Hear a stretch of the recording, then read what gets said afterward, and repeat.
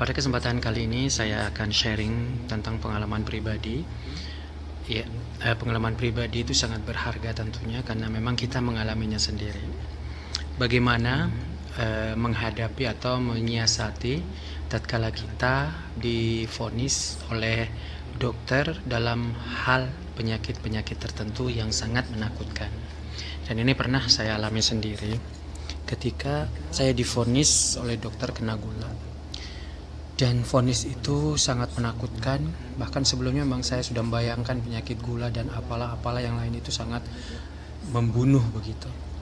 Dan pas saya divonis itu saya shock dan down, suicide sempat. Bahkan saya tidak terima vonis dokter itu. Dan dengan divonis tidak terima itu saya makin depresi gitu ya, makin depresi dan ya tidak mau makan yang lain gitu, karena sepengetahuan saya gula itu sangat berbahaya untuk makan makanan yang kita makan itu akan menambah kadar gula, itu yang saya tahu. Sehingga waktu itu saya mencoba untuk bisa mengatasi sendiri tanpa memberitahu teman-teman dekat ataupun keluarga begitu. Pada sampai 3 minggu saya menahan semua itu, makin tension saya, depresi saya makin tinggi, bahkan saya sangat lemah sekali karena mungkin kekurangan nutrisi dan kekurangan vitamin karena memang tidak makan gitu ya, karena makanan itu pahit semuanya. Alhasil sahabat PMI, pada sometime saya membaca sebuah artikel bahwa ternyata penyakit gula itu bisa bersahabat dengan kita dan kita bersahabat dengan gula itu. Iya, karena kalau kita membiasakan pola hidup kita dan merubah pola makan kita mengkonsumsi makanan yang benar-benar kita butuhkan sesuai dengan kebutuhan yang kita butuhkan. Ya, dan itu gula itu akan bersahabat dengan kita. Tapi kalau tidak, kita salah pola makan kita, dia akan menjadi musuh dan dangerous buat kita. Gitu. Nah, yang perlu saya sharing kepada sampean di sini, bila perlu dan tatkala kita divonis oleh dokter kita penyakit yang sangat dangerous atau sangat membuat kita akan mental kita berubah, terutama ya memang tidak semudah membalikan telapak tangannya. Satu, accept, menerima. Kedua, biasakan kita terbuka dengan teman, terutama buat keluarga terdekat.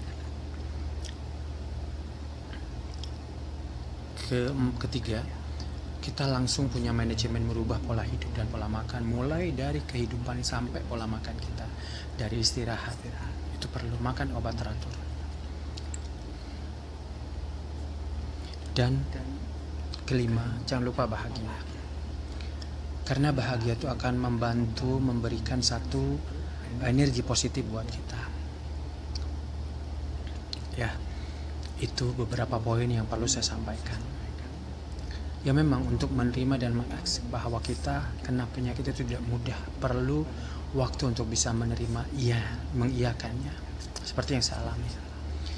Dan sebenarnya sahabat PMI, tubuh kita itu cuma membutuhkan beberapa nutrisi dari berbagai vitamin, hitungannya kecil loh ya, miligram, ya bukan berkilo-kilogram. Jadi dari vitamin A beberapa mili, vitamin B sekian mili, dan vitamin C sekian mili. Jadi sangat sedikit gitu kan ya. Jadi kenapa kita harus makan yang banyak-banyak, padahal tubuh kita cuma membutuhkan beberapa gram gitu ya. Mungkin kalau dihitung itu takarannya berapa cc gitu dalam tubuh kita. Ya itu sekarang, kalau dulu saya enggak makan sekenyang-kenyangnya. Tapi setelah sekarang saya analisis sendiri, ternyata yang dibutuhkan oleh tubuh itu cuman hitungan mili dan gram. Nah, terus kenapa kita makan sekenyang-kenyangnya? Seperti itu yang hanya akan memberatkan kinerja ginjal kita yang memproses penggilingan ya, makan makanan yang sampah itu, sehingga memberatkan kinerja onderdil kita.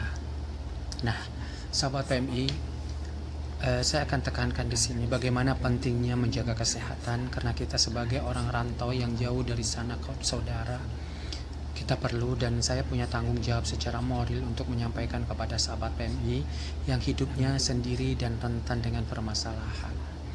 Terutama jangan lupa take care dan jaga diri baik-baik, jaga kesehatan. Keep semangat untuk Anda dan tetap bahagia. Dan jangan lupa berdoa kepada Tuhan Yang Maha Esa. Terima kasih.